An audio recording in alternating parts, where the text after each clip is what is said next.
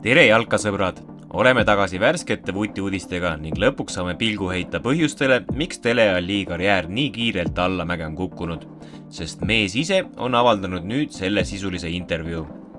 Tänaseks kuupäevaks on meil 13. juuli ning teeme asjaga otsa lahti. 56-aastane Jaapani jalgpallur Kazuyoshi Miura pikendas oma lepingut Portugali esiliiga võistkonna Oliveirense juures, vahendab BBC.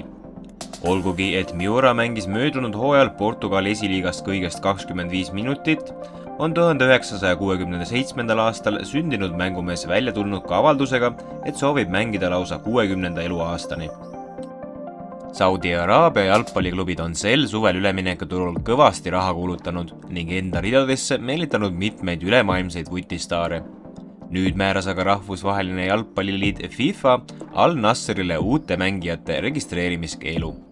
Al-Nasser soetas 2018. aastal Leicester Cityst ründaja Ahmed Musa, kuid osad lepingupunktid on siiani täitmata. Al-Nasril on jäänud maksmata umbkaudu €500 000 ja nüüdseks ka intress. Leicester City andis asjadele ametliku käigu 2021. aastal ning nüüd on paberid jõudnud FIFA otsustajate kätte. Viimased määrasidki Saudi Araabia klubile uute mängijate registreerimiskeelu. Keeld kehtib järgmise 3 üleminekuakna jooksul. Äsja Brasiilia jalgpallikoondise peatreeneriks nimetatud Carlo Ancelottil tuleb enne sambamaale reisimist ka Hispaania kohtumaja külastada. Nimelt süüdistatakse itaallasest juhendajat maksupettuses.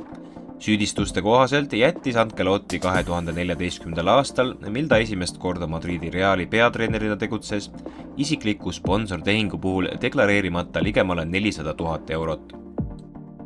Endine Inglismaa jalgpallikoondislane Tele Alli tunnistas, et käis hiljuti võõrutusravil, et lahti saada alkoholi ja unerohusõltuvustest. Alli sõnul pälinevad tema vaimse tervise probleemid lapsepõlvetraumadest. Kui olin 6-aastane, kasutati mind seksuaalselt ära. Selleks oli mu ema sõber. Ema ise oli alkohoolik, rääkis ta jalgpallilegend Gary Neville'i podcastis The Overlap.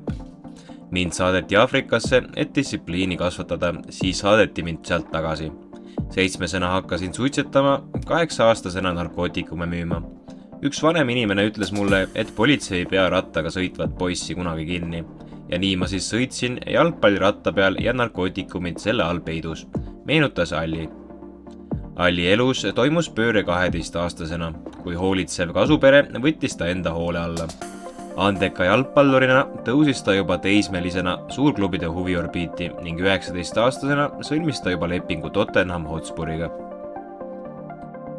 Eesti meistermeeskond Tallinna FC Flora kaotas meistrite liiga valikturniiri esimese ringi avamängus Poola klubile Czestochowa Rakowile võrsil 0-1.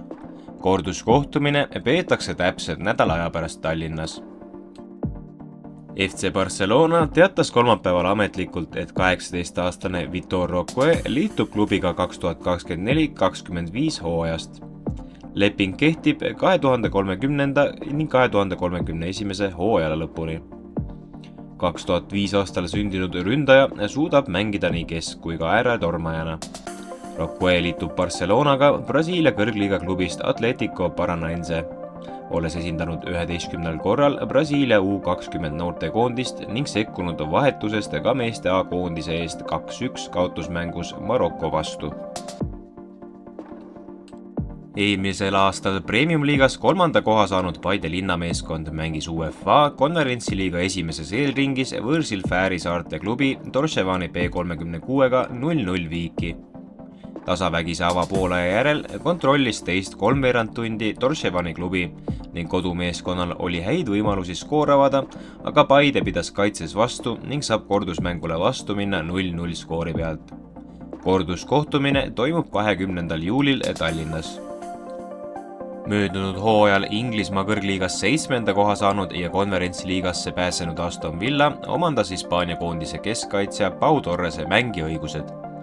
Klubid üleminekusummad ei avaldanud, kuid jalgpalliajakirjaniku Fabrizio Romano sõnul maksis Aston Villa Villarealile 32,5 miljonit eurot, millele võib lisanduda veel 5 miljonit eurot.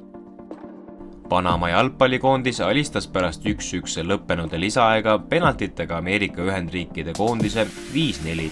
ja tagas koha Põhja- ja Kesk-Ameerika ning Kariibi mere tsooni suurturniiri Gold Cupi finaalis. Tegemist on Panama 3. finaaliga Gold Cupi turniiril, seejuures nii 2005. kui ka 2013. aasta turniiri finaalis tuli tunnistada just tänavuse turniiri võõrustaja USA paremust. Sedapuhku ootab finaalis Mehhiko, kes oli märksa kindlamalt üle Jamaikast tulemusega 3-0. Saudi Araabia klubi Al-Ettifaq tahab hakkama saada oma senise suurima üleminekuga ning üritab hämmastava nädalapalgaga Liverpooli kaptenit endale meelitada. Saudid on valmis Jordan Hendersoni palga lausa 4-kordistama ning maksma mehele nädalas kätte umbes 700 000 naela.